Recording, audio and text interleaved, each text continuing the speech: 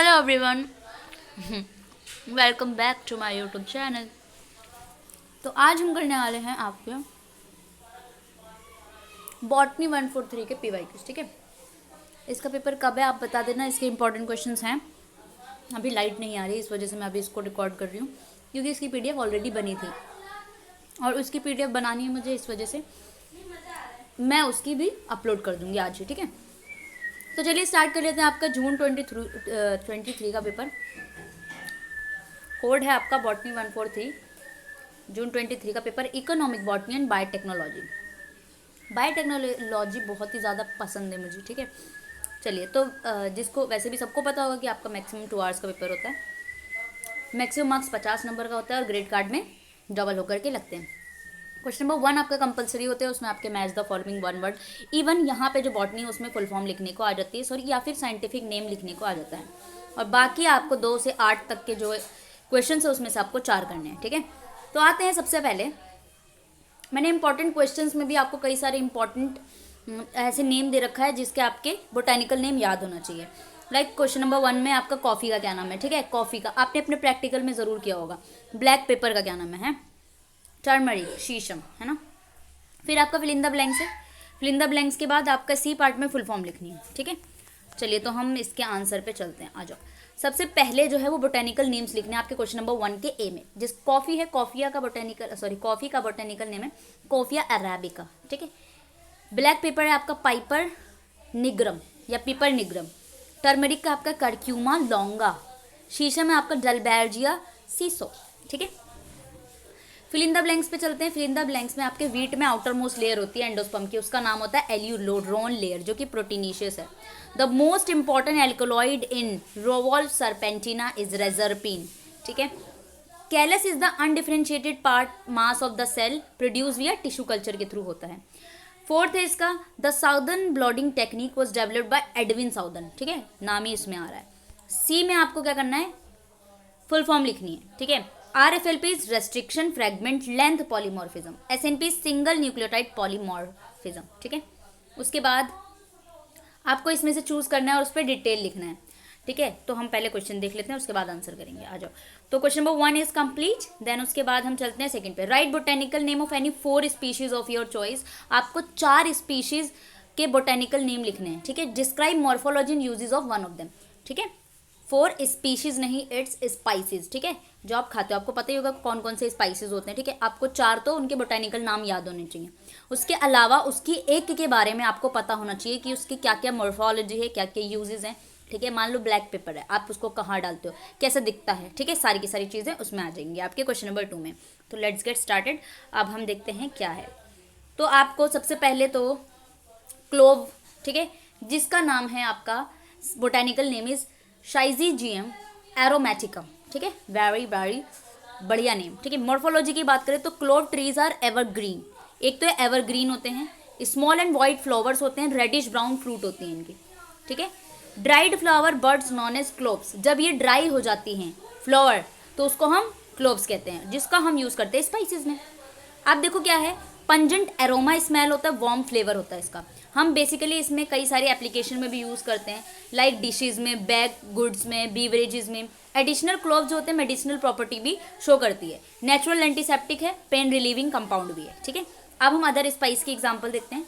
एक तो है आपका सिनेमोन, सिनेमोमम वेरम, कार्डेमन, एलेटेरिया कार्डेमोमन। ठीक है, नटमैग, मेरिस्टिका फ्रेग्रेंस, जिंजर इज जिंजीबेर ऑफिशिनेल। ठीक है, ये आपके नाम है। ठीक है, I hope you understand. Spices हैं और एक के बारे में डिटेल। ठीक है, चलिए नेक्स्ट पे चलते हैं हम। आपका क्वेश्चन नंबर 3 है आपका, list the botanical name of any 4 legumes.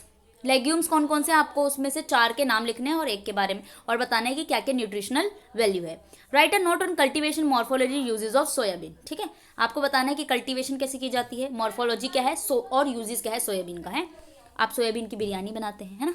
ठीक है, तो ये सारी चीज़ें हम चलते हैं आंसर पे। यहाँ पे क्वेश्चन नंबर 3 पे आ जाते हैं।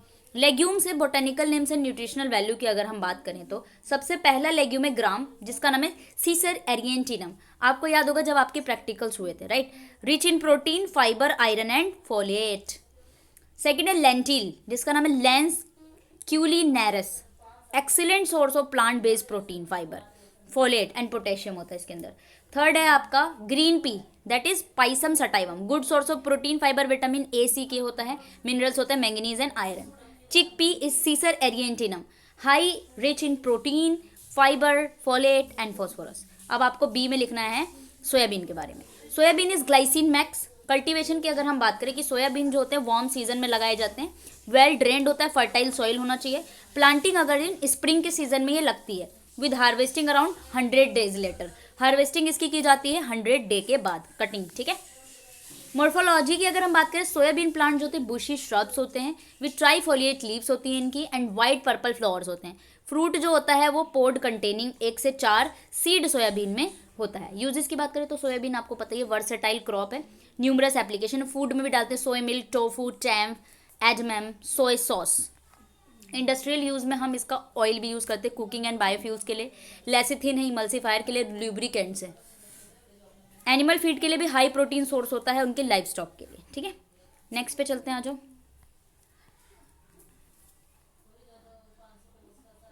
क्वेश्चन नंबर 4 पे चलते हैं आपका, what is micro propagation is very important. Micro propagation आपको पढ़ के ही जाना है, इंपॉर्टेंट क्वेश्चन तो छोड़ने नहीं है। Enlist the major steps involved, micro propagation होता क्या है, उसमें क्या क्या स्टेप्स हैं उसको आपको बताना है। उसके बाद है define somatic embryogenesis and describe its important, फिर आपको बताना है कि सोमेटिक एम्ब्रियोजेनेसिस क्या होता है। सबसे पहले आपको पता होना चाहिए कि माइक्रो प्रोपगेशन है क्या। इसके अंदर कई सारे क्या होते हैं स्टेप्स है। सबसे पहला स्टेप आपका एक्स प्लांट का सिलेक्शन हो जाए, वो एक्स नहीं जो आपकी लाइफ में से जा चुका है, बल्कि वही एक्स यहाँ पे प्लांट्स के लिए यूज़ किया जाता है। तो वो एक्स प्लांट कहाँ से आता है, हम क्या करते हैं, एक प्लांट उठाते हैं, उसमें से एक ऐसी चीज़ ले लेते हैं, ठीक है। मान लो हमने शूट टिप ले लिया, नोड ले लिया, फ्लावर ले लिया, उसको यानी एक पूरे प्लांट में से ऐसा पार्ट उठाओ जो कि डिसीज़ फ्री हो, ठीक है, हेल्दी हो, अच्छा खासा ग्रीन ग्रीन हो, उसको आप उठाएंगे, उसको निकाल लेंगे एक पूरे प्लांट में से, उसको हम बोलेंगे एक्स प्लांट जो आप मटेरियल ले रहे हैं, ठीक है। तो सबसे पहला स्टेप जो होता है माइक्रो प्रोपगेशन में, वो आप क्या करते हो, एक प्रोपगेशन करते हो जिसके थ्रू आप एक नया प्लांट उगा लेते हो। और कहाँ से लेते हो, एक्स प्लांट से। तो एक्स प्लांट आपने लिया, कोई भी पार्ट हो, शूट टिप हो, नोड हो, कुछ भी। उसके बाद क्या करेंगे, सेकंड स्टेप मीडिया प्रिपरेशन करेंगे। आप मीडियम बनाएंगे कि किस में आपको ग्रो करना है। Formulating nutrient rich culture medium with hormones for growth and development, फिर उसके अंदर आप हार्मोन्स भी डालेंगे। एक मीडिया, आप एक मीडियम ग्रो करेंगे, राइट, उसके अंदर हार्मोन्स डालेंगे ताकि ग्रोथ हो सके, डेवलपमेंट हो सके। फिर स्टेरिलाइजेशन करेंगे, फिर आप क्या करेंगे, एक्स प्लांट को डिसइंफेक्टेंट करेंगे। अब आप उसमें एक ऐसी चीज़ करेंगे, ठीक है, जिससे कोई भी कंटामिनेशन ना हो एक्स प्लांट में। एक्स प्लांट को अच्छे से चूज करेंगे, ठीक है। नेक्स्ट स्टेप है inoculation. Inoculation is nothing but transferring the explant to the culture medium, ठीक है। आप क्या करते हो, उठाओगे एक्स को और ले जाके कल्चर मीडियम में डालोगे, ठीक है। और एसेप्टिक कंडीशन होना चाहिए जहाँ पे कोई भी कंटामिनेशन ना हो। मान लो हमने ग्रो कोई और सा प्लांट करने जा रहे थे और बैक्टीरिया वगैरह ग्रो करके कुछ और ही बन गया, ठीक है, तो ऐसा ना हो, इसीलिए aseptic condition is must. Fifth है शूट मल्टीप्लिकेशन। फिर आप क्या करोगे, inducing multiple shoot through stimulation और एक्सिलरी बर्ड्स को आप उसमें स्टिमुलेट करेंगे। उसके बाद rooting, encouraging root development on the shoot for complete plantlets बनाने के लिए। फिर लास्ट में आएगा आपका acclimatisation, gradual transition of plantlet to greenhouse और आउटडोर कंडीशन में उसको बंद करेंगे। उसके बाद आपका एक प्लांट ग्रो होकर के आ जाएगा, ठीक है। I hope you understand the micro propagation. उसके बाद है somatic embryogenesis. What is somatic embryogenesis, production of complete embryo, ठीक है। सोमैटिक एम्ब्रियोजेनेसिस यानी कहीं ना कहीं यहाँ पे नाम आ रहा है, कहीं ना कहीं नहीं है ही, आपको नाम में छुपा हुआ देखना। Embryogenesis is the formation of embryo. Somatic है तो from somatic plant cells in a control environment, ठीक है। सोमैटिक होता है नॉन रिप्रोडक्टिव पार्ट, ठीक है। इंपॉर्टेंस की अगर हम बात करें, लार्ज स्केल प्लांट प्रोपोगेशन हो जाता है एग्रीकल्चर के लिए, हॉर्टिकल्चर के लिए, फॉरेस्ट्री के लिए। एग्रीकल्चर खेती, हॉर्टिकल्चर फ्लावरिंग के लिए, फॉरेस्ट्री में फॉरेस्ट के लिए। Production of disease resistant genetically modified plant बनते हैं, ठीक है। Conservation of endangered plant species को हम कंजर्व कर सकते हैं, ठीक है। चलते हैं नेक्स्ट क्वेश्चन नंबर 5 पे, ठीक है। Now briefly outline the principle and methodology of DNA fingerprinting technique with the help of label diagram। आपको DNA fingerprinting आनी चाहिए। मान लो कोई ऐसा केस है, आपको क्रिमिनल का पता लगाना है, तो आप जाएंगे, अपनी फॉरेंसिक साइंस वाले हैं ये, जाएंगे आप, ठीक है, और वहाँ पर आपको पता चलेगा क्रिमिनल कौन है, ठीक है। तो आप क्या करेंगे, DNA फिंगरप्रिंटिंग के लिए टूल लेके जाएंगे, ठीक है। तो मान लो कि कहीं पर रेप हुआ है, वहाँ पर कुछ ना कुछ सैंपल आपको मिल जाता है, लाइक सीमन या हेयर फॉलिकल, ठीक है, ये सलाइवा, इन सारे फॉलिकल्स, इतने छोटे छोटे जो भी वहाँ पे सैंपल्स होते हैं, उसकी वजह से हम पता लगा लेते हैं क्रिमिनल कौन है। This process known as DNA fingerprinting, ठीक है। इमेज नॉट पॉसिबल येट, हैं क्या बोल रहा है, sorry guys. Principle is identify individual based on unique variation in their DNA patterns, तो यूनिक वेरिएशन होना चाहिए जिससे आपको पता चल जाएगा। मेथडोलॉजी, सबसे पहले आप डीएनए एक्सट्रैक्ट करोगे, जो भी आपको मिला सैंपल, ब्लड हो, हेयर हो, जो भी सैंपल मिला उसमें से आप डीएनए को निकालेंगे। सबसे पहले आपको क्या करना है, डीएनए एक्सट्रैक्ट करना है। फिर रेस्ट्रिक्शन एंजाइम होता है, आपका एक मोलिक्यूलर सीजर होता है, जैसे कपड़े काटने के लिए सीजर है, वैसे डीएनए को काटने के लिए, क्योंकि डीएनए बहुत ही लॉन्ग है, उसको काटने के लिए रेस्ट्रिक्शन एंजाइम होता है, that is molecular scissor. Cutting the DNA into fragments using restriction enzyme, तो आप क्या करोगे, आप डीएनए इतना बड़ा है उसको कैसे ले जाओगे लैब में, है तो उसके आपको क्या करना पड़ेगा, cutting of the DNA.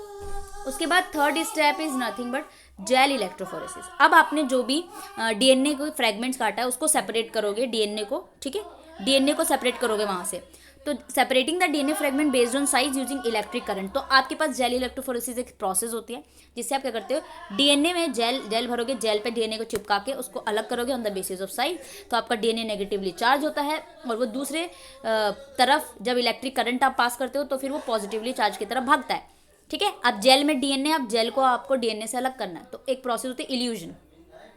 Illusion is nothing but DNA को आप जेल से अलग करो, ठीक है, तो आपको अब डीएनए मिल गया।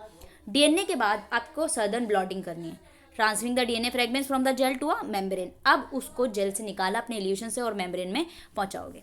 फिर प्रॉब हाइब्रिडाइजेशन करोगे, फिर आप क्या करोगे, binding a label DNA probe to specific sequence on the membrane, फिर आप उसमें प्रॉब करोगे। उसके बाद डिटेक्शन, जो भी हाइब्रिडाइज प्रॉब आएगा आप ऑटो रेडियो से उसको अलग करोगे, ठीक है, और फिर आपको मिल जाएगा कौन था, ठीक है, criminal. Okay, so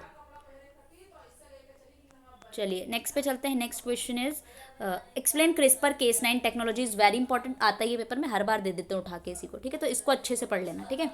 CRISPR Cas nine technology, describe its important and its application, ठीक है, तो चलिए चलते हैं। क्रिस्पर केस9, काफ़ी इसका नाम मुझे अच्छा लगता है, क्रिस्पर केस9, ठीक है, चलो।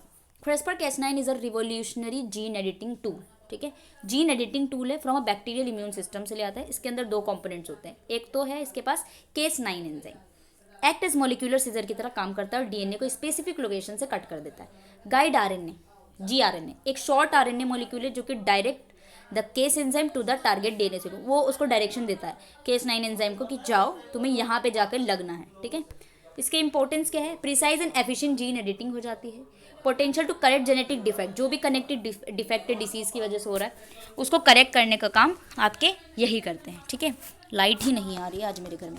एप्लीकेशन एग्रीकल्चर, मेडिसिन, रिसर्च, हर जगह इसको यूज़ किया जाता है। एप्लीकेशन में सबसे पहले करेक्टिंग जीन म्यूटेशन, मान लो सिस्टिक फिब्रोसिस हो गया, सिकल सेल एनीमिया हो गया, हंटिंगटॉन्स डिसीज हो गई है, उसको करेक्ट करने के लिए आपका क्रिस्पर केस9 यूज़ किया जाता है। क्रॉप्स को डेवलप करने के लिए, उसकी ट्रेट को इम्प्रूव करने के लिए, disease resistance, drought to tolerance, higher yielding के लिए यूज़ किया जाता है, ठीक है। लाइट आ चुकी है और मेरे घर में सब ऐसे चिल्ला रहे जैसे पता नहीं क्या ही मिल गया है। सो आपके साथ भी ऐसा हुआ होगा, लाइट चली आती है तो इस तरीके से किया जाता है ना। चलिए, क्रिएटिंग जेनेटिकली मॉडिफाइड ऑर्गेनिज्म, ठीक है, with desire characteristics, basic research to under gene function and biological process में यूज़ भी आपका किया जाता है। भाई बहन बहुत बदतमीज़ होते हैं सीरियसली। चलिए तो चलते हैं नेक्स्ट पे। Next question is 7th, list various area of application. आपको बताना है कि कहाँ कहाँ प्लांट बायोटेक्नोलॉजी हम यूज़ करते हैं, 2 एरिया ऐसा बता दो अपने शब्दों में, है ना। चलो हम बता देते हैं यार अपने शब्दों में। अपने शब्दों में आप लोग बहुत अच्छी से बता सकते हो प्लांट बायोटेक्नोलॉजी को कैसे यूज़ किया जाता है, राइट। तो एप्लीकेशन ऑफ प्लांट बायोटेक्नोलॉजी, जैसे जैसे आपको पता है एग्रीकल्चर, मेडिसिन, इंडस्ट्री, एनवायरमेंट, हर जगह यूज़ किया जाता है। 2 एरिया जो आपको बताने हैं, सबसे पहले एग्रीकल्चर में बता दो। हमने बायोटेक्नोलॉजी का यूज़ किया ताकि आपकी क्रॉप की यील्डिंग ज़्यादा हो, क्वालिटी ज़्यादा हो। Biotechnology has the development of high yielding crop varieties, improve nutrition content, resistance to pest and disease. Pest is nothing बस इंसेक्ट, ऐसी चीज़ें जो कि आपकी क्रॉप को ख़राब कर रही है। तो बायोटेक्नोलॉजी की वजह से हमने रेजिस्टेंस भी प्रोवाइड किया। फॉर एग्जाम्पल के लिए जो आप एप्लीकेशन यूज़ कर रहे हैं, बीटी कॉटन है, जो कि एक अपने खुद के इंसेक्टिसाइड को प्रोड्यूस करते हैं और केमिकल पेस्टिसाइड्स, जो भी केमिकल्स वगैरह उनको रिड्यूस करने का काम करते हैं, ठीक है। BT cotton is the example of your plant biotechnology. Next है सस्टेनेबल एग्रीकल्चर। अब बायोटेक्नोलॉजी जो है वो क्रॉप्स को डेवलप करने में बहुत ज़्यादा हेल्पफुल थी, है ना। Require less water fertilization, pesticide का कम यूज़ कर रहे थे हम, एग्रीकल्चर प्रैक्टिस बहुत अच्छे से कर रहे थे, लाइक ड्रॉट रेजिस्टेंस क्रॉप बना रहे हैं ना, वाटर कंजप्शन उनको कम लग रहा है एरिड रीजन में, एरिड रीजन जहाँ पे पानी कम होता है। मेडिसिन में आपका फार्मास्यूटिकल प्रोडक्शन में प्लांट बायोटेक्नोलॉजी यूज़ है, कई सारे फार्मास्यूटिकल में लाइक इंसुलिन, वैक्सीन बनाने में, एंटीबॉडीज़ बनाने में, प्लांट बेस्ड प्रोडक्शन सिस्टम है ना, एडवांटेज लाइक लो कॉस्ट होना चाहिए है ना, सेफ्टी होना चाहिए। जीन थेरेपी में यूज़ कर रहे हैं, बहुत ही अच्छे से आप लिख सकते हो यार कहाँ कहाँ यूज़ करें। बायोटेक्नोलॉजी का हमने कई सारे प्लांट बेस्ड जीन थेरेपी भी की है ह्यूमन डिसीज़ को अप्रोच करने के लिए, ट्रीट करने के लिए, right. This involve introducing therapeutical genes into plants में यूज़ किया ताकि हमारे पास थेरापेटिक डिलीवर हो सके। नेक्स्ट है आपका क्वेश्चन नंबर 8 जिसमें आपको शॉर्ट नोट लिखना है। सबसे पहला है शटल वेक्टर। शटल वेक्टर आपका एक स्पेशलाइज्ड प्लाज्मिड होता है जो कि रेप्लिकेट होता है दो होस्ट ऑर्गेनिज्म में, बैक्टीरिया और यीस्ट में, बैक्टीरिया एंड मेमेलियन सेल्स, ठीक है। इनका हम यूज़ करते हैं ट्रांसफ़र करने के लिए जीन को डिफरेंट स्पीशीज़, और जीन के एक्सप्रेशन को एक बायोलॉजिकल सिस्टम में रीड करने के लिए हम यूज़ करते हैं शटल वेक्टर्स का। एलाइसा इज इंपॉर्टेंट, तो एलाइसा आपका आ सकता है नेक्स्ट में भी, ठीक है। तो enzyme linked immunosorbent assays a sensitive biochemical technique होता है जिससे हम क्या करते हैं, डिटेक्ट करते हैं एंटीबॉडी को सैंपल में, ठीक है, स्पेसिफिक प्रोटीन्स को। इसके अंदर क्या क्या होती है, it involves antigen antibody reaction होती है, ठीक है, एंजाइम लिंक डिटेक्शन स्टेप होता है, फिर हमारे पास medical diagnosis, research and quality control में हम एलाइसा का यूज़ करते हैं। नेक्स्ट है क्लोनिंग वेक्टर्स। क्लोनिंग वेक्टर्स आपके डीएनए मॉलिक्यूल्स होता है जिनके पास फॉरेन डीएनए फ्रेगमेंट्स होते हैं, वो रेप्लिकेट करते हैं होस्ट सेल में। एसेंशियल टूल होता है मोलिक्यूलर कहाँ गया, क्लोनिंग में एंड जेनेटिक इंजीनियरिंग में। Common type of cloning vector आपका प्लाज्मिड आता है, plasmid, bacteriophage and viral vectors होते हैं, ठीक है। नेक्स्ट है germ plasm. Germ plasm conservation क्या होता है, आप क्या कर रहे हो, जेनेटिक रिसोर्सेज ऑफ प्लांट के और एनिमल्स के उसको प्रिजर्व कर रहे हो। इसके अंदर आप क्या करते हो, कलेक्ट करते हो, स्टोर करते हो, डाइवर्स जेनेटिक मटेरियल को मेंटेन करते हो, ठीक है, फूड एंड सिक्योरिटी प्रोवाइड करते हो। इसके अंदर आपके seed bank, tissue culture, cryo preservation आता है, ठीक है। नेक्स्ट आपका वेस्टर्न ब्लॉटिंग। वेस्टर्न ब्लॉटिंग एक ऐसी टेक्निक है जिसमें आप क्या करते हो, प्रोटीन को डिटेक्ट करते हो, ठीक है, कि स्पेसिफिक प्रोटीन कौन सा है एक सैंपल में, ठीक है। इसके अंदर क्या होता है, प्रोटीन को आप साइज़ के अकॉर्डिंग पहले जेलिलैक्टोफोरेसिस से उसको अलग करेंगे, फिर उसको मेम्ब्रेन में ट्रांसफ़र करेंगे, फिर इंक्यूबेटिंग करेंगे एंटीबॉडी स्पेसिफिक टारगेट से, फिर वेस्टर्न ब्लॉटिंग का यूज़ करके आप क्वालिटी कंट्रोल पहचान लेंगे कौन सा प्रोटीन स्पेसिफिक है एक सैंपल में, ठीक है। तो ये वेस्टर्न ब्लॉटिंग है। तो ये पेपर आपका हो गया है, नेक्स्ट पेपर भी हम कर देंगे, और इसके अलावा मैं इंपॉर्टेंट क्वेश्चंस अपलोड कर दूंगी। पीडीएफ चाहिए तो डायरेक्टली जीएम कर सकते हैं आप मेरे टेली हैंडल पे, ओके। चलिए मिलते हैं नेक्स्ट में, जब तक के लिए bye bye and take care.